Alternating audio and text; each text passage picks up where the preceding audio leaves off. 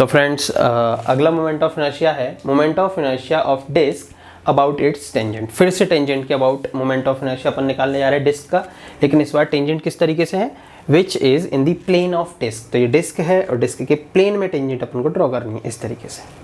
ठीक है, पहले वाली टेंजेंट किस तरीके से, प्लेन के परपेंडिकुलर, है ना, प्लेन के परपेंडिकुलर थी, और अब जो टेंजेंट है वो बॉडी के प्लेन में है। क्लियर है। तो इसके अबाउट मोमेंट ऑफ इनर्शिया, तो किस तरीके से रिंग रोटेट करेगी अपनी वो देख लेते हैं।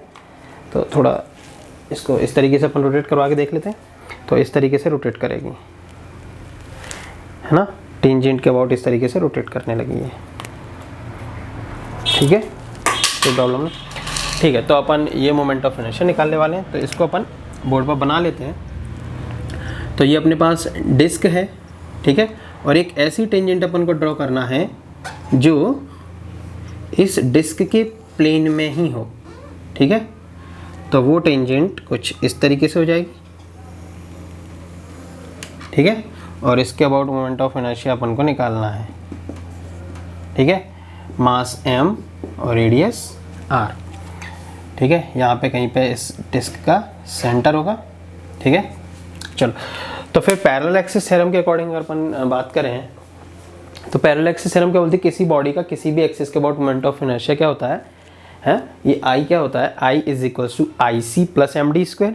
अब IC क्या होता था, एक ऐसी एक्सिस का मोमेंट ऑफ इनर्शिया जो इस बॉडी के सेंटर ऑफ मास से पास होती हो, है ना, और दी गई एक्सिस के पैरेलल हो, और MD square mass of body and square of distance between parallel axis. ठीक है, तो देखिए जरा, तो ये थी अपनी डिस्क, और इसके अबाउट अपन इस डिस्क को रोटेट कराने वाले हैं, है ना, इस एक्सिस के अबाउट इस तरीके से। ठीक है, और ये टेंजेंट क्या है, इस बॉडी के प्लेन में है। तो इसके अबाउट मोमेंट ऑफ इनर्शिया निकालना है, तो सबसे पहले अपन IC निकालेंगे। तो IC क्या होता है, इस बॉडी के सेंटर ऑफ मास से पास होने वाली एक्सिस जो कि दी गई एक्सिस के पैरेलल हो। तो वो एक्सिस, तो इस बॉडी का सेंटर ऑफ मास कहाँ होगा, तो एक रेगुलर डिस्क अपन ने ले ली, मास यूनिफॉर्म डिस्ट्रीब्यूट है, तो सेंटर ऑफ मास सेंटर पर ही होगा। तो सेंटर ऑफ मास से पास होती हुई अपन एक एक्सिस ड्रॉ करने वाले हैं जो कि इस एक्सिस के पैरेलल हो। तो जब अपन ने वो ड्रॉ करी तो अपन को पता लगा, अरे वो तो डायमीटर है, वो तो क्या बन गई, इस डिस्क का डायमीटर। ठीक है, और इसके about moment of inertia IC, है ना, तो IC अपन को याद है, डायमीटर के about moment of inertia upon perpendicular axis theorem के एप्लीकेशन में देख चुके हैं, डिस्क का 1/4 mr स्क्वायर। ठीक है, और D क्या है, इन दोनों पैरेलल एक्सिस के बीच की डिस्टेंस जो कि रेडियस के इक्वल है, क्योंकि ये सेंटर से पास हो रही है ना, और वो टेंजेंट सरकमफ्रेंस है, तो उनके बीच की डिस्टेंस रेडियस के इक्वल है। ठीक है, अगर सामने से, अगर अपन इसको सामने से देखें, ये इस तरीके से, ये तो ये टेंजेंट है जो बॉडी के प्लेन में है, और इसके अबाउट अपन को मोमेंट ऑफ इनर्शिया निकालना है। ठीक है, इसके अबाउट अपन को मोमेंट ऑफ इनर्शिया निकालना है।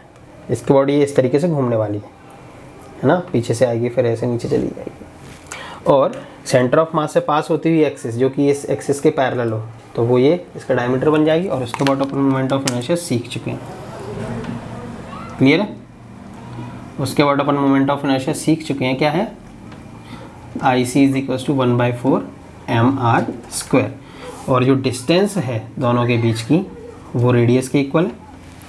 ठीक है, ये साइड व्यू अभी तुम्हें दिखाया था, और वो सामने से फ्रंट व्यू दिखाया मैंने। तो according to parallel axis theorem I क्या लिखा जा सकता है, IC प्लस MD स्क्वायर, और यहाँ पर IC को अपन क्या लिखेंगे, 1/4 mr square plus mr square. तो ये क्या हो जाएगा, 5/4 mr स्क्वायर। क्लियर है, तो ये है moment of inertia of disc about tangent which is in the plane of disc. तो ये भी पैरेलल एक्सिस थ्योरम की हेल्प से अपन ने, तो पैरेलल एक्सिस थ्योरम बहुत ही काम की थ्योरम है दोस्त। ये अपन को किसी भी बॉडी का किसी भी एक्सिस के about moment of inertia calculate करवा सकती है।